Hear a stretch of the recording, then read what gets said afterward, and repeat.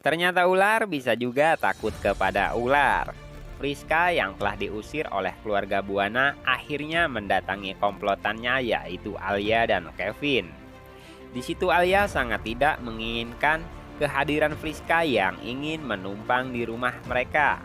Entah karena cemburu dengan Kevin atau memang Alia takut bahwa Friska bisa jadi benalu. Tetapi Kevin membiarkan agar Friska bisa tinggal bersama mereka dengan alasan kasihan terhadap Friska. Karena Friska telah banyak membantu mereka untuk menghancurkan keluarga Buana. Assalamualaikum warahmatullahi wabarakatuh, sahabat semua dimanapun Anda berada.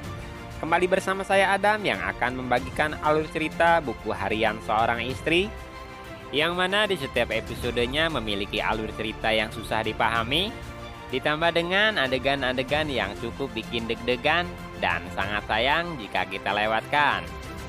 Sebelum kita lanjut ke alur ceritanya, ada baiknya sahabat-sahabat semua yang baru menemukan channel ini untuk menekan tombol like dan subscribe-nya terlebih dahulu, agar sahabat-sahabat semua tidak ketinggalan dengan info-info tentang sinetron buku harian seorang istri yang akan selalu saya bagikan di setiap episodenya. Oke, kita lanjut ke pembahasan ceritanya, yang mana telah kita tahu bahwa Friska telah tinggal bersama Alia dan Kevin. Itu sangat membuat langkah mereka pun semakin mudah dengan kehadiran Friska di rumah itu. Di sini kita lihat bahwa mereka sedang mengamati CCTV rumah Buana yang melihat Ibu Farah terlihat sangat terburu-buru dan mereka pun langsung memantaunya. Tak disangka Ibu Farah telah mengumpulkan wartawan untuk membuat konferensi pers dan membuat pernyataan bahwa Pasha tidak lagi menjadi bagian dari keluarga Buana. Alhasil Friska pun menyampaikan video berupa pernyataan Ibu Farah tersebut kepada Pasha, sehingga membuat Pasha semakin panas terhadap keluarganya sendiri, yaitu keluarga Buana. Di situ juga Friska yang telah masuk rumah Pasha dan bersembunyi di dapur tidak sengaja melihat Fajar dan Koko bertandang ke rumah Pasha kala itu.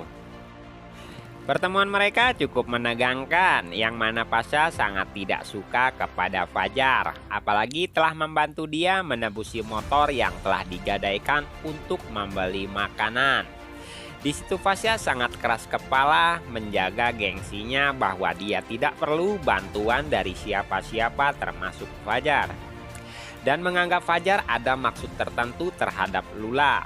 Di situ Fajar mengatakan bahwa dia adalah kakak kandung dari Lula, yang mana Fajar tidak ingin melihat adik kandungnya menderita karena keegoisan suaminya sendiri. Namun Pasha sangat tidak percaya bahwa Fajar adalah kakak kandung dari Lula, ditambah dengan kedatangan Dewa yang sangat tidak suka terhadap Fajar, membuat Dewa membela Pasha kali itu bahwa Fajar bukanlah kakak kandung dari Lula maupun Nana. Fajar pun sempat emosi, namun Koko yang kasihan melihat Lula akhirnya mengajak Fajar untuk pergi meninggalkan keributan tersebut. Di situ pun Pasha meminta tolong kepada Dewa untuk bisa memberikan hak atas warisan untuknya. Lagi-lagi Dewa pun meminta Pasha agar jangan selalu berbicara tentang warisan. Pasha yang telah tahu tentang konferensi pers yang dibuat oleh Ibu Farah akhirnya menuduh Dewa bahwa Dewa telah berencana untuk memutuskan tali kekeluargaan terhadap dirinya. Tetapi Dewa memungkirinya kali itu. Namun Pasha yang telah mendengar video itu akhirnya menyuruh Dewa untuk melihat video tersebut. Ternyata ya benar bahwa ibunya telah membuat konferensi pers yang menyatakan hal tersebut.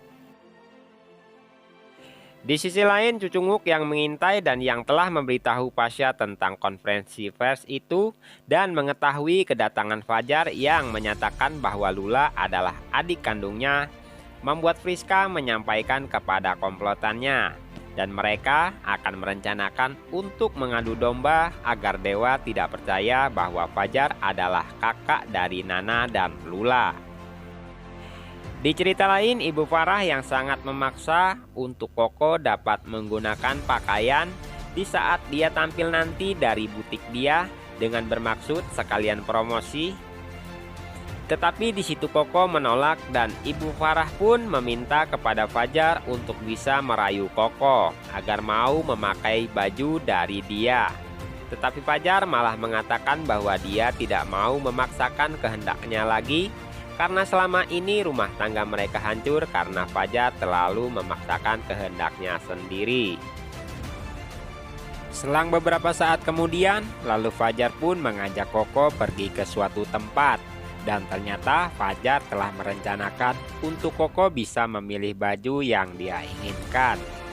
Di situ pun Fajar memberikan kalung kepada Koko dan Koko sangat bahagia ketika saat Fajar telah berubah menjadi lebih baik seperti ini. Akankah mereka secepatnya rujuk kembali? Di sisi lain, Nana yang sangat terlihat bahagia ketika Dewa mengajaknya makan malam di suatu tempat yang cukup romantis dan memiliki pemandangan yang sangat indah. Tapi sayang sekali adik kandung sendiri dari Nana yang saat itu sedang berjuang untuk bisa mencukupi kebutuhan perut mereka saja pun susah.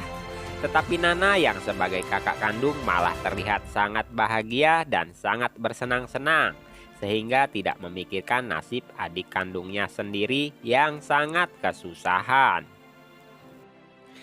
Fajar yang masih saja memikirkan nasib Lula akhirnya memiliki pemikiran di saat kegiatan usahanya harus membutuhkan pengamanan yang lebih kuat.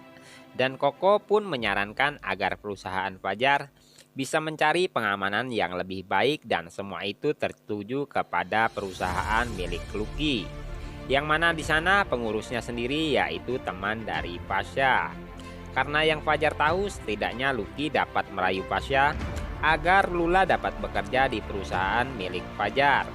Akhirnya Lucky pun mendatangi rumah Pasha, tetapi cara Lucky yang sangat halus dari cara Lucky untuk menyampaikan bahwa Pasha tidak boleh egois dan setidaknya bisa memenuhi keinginan Lula yaitu untuk kembali bekerja. Dengan pancingan-pancingan obrolan Lucky pun mengarahkan bahwa ada lowongan untuk Lula beserta Lucky yang telah menjadi partner perusahaan Fajar. Sehingga di situ pun Pasha mengizinkan Lula kembali bekerja karena setidaknya Pasha juga akan menjadi moderator dalam perusahaan milik Lucky. Keesokan harinya saat Fajar bersiap akan menjemput Koko untuk mengantarnya, Lula pun mendatangi Fajar dan mendaftarkan diri untuk bekerja di perusahaan milik Fajar. Di situ pun menceritakan bahwa Pasha sebenarnya adalah orang yang baik. Dia meminta warisan bukan karena dia materialistis, tetapi karena dia memang sangat butuh dan di samping itu dia pun memiliki tekanan-tekanan. Salah satunya adalah dia tidak bisa menafkahi istrinya dengan baik. Sehingga membuat Pasha setidaknya dapat meringankan penderitaannya untuk melanjutkan hidup mereka. Lula pun memberikan video mereka telah diputus hubungan dengan keluarga Buana sehingga membuat Fajar sangat gedek dengan kelakuan Dewa karena Dewa sangat tidak peduli terhadap adiknya.